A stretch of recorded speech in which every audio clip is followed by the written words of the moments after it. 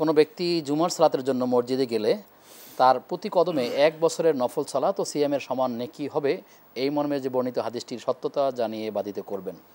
জি, তিরমিজি শরীফের 496 নম্বর একটা হাদিস আছে, নাসাই শরীফের একটা হাদিস আছে। এই হাদিসটা হলো যে যদি কোনো ব্যক্তি জুমার দিন ভালোভাবে জুমার নামাজের জন্য গোসল করে এবং গোসল করে সে প্রথম দিকেই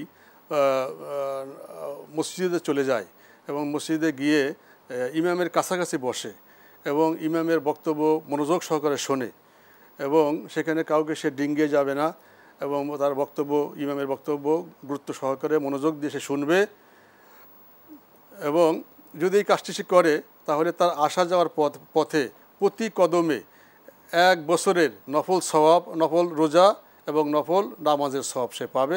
এই জন্য একটা হাদিস আছে এবং এই হাদিসটা সহি 3টা কিতাব, একটা তিরমিজি, একটা নাসাই এবং একটা আবু দাউদ, 3টা কিতাবের মধ্যে আছে। অতএব এটা সঠিক।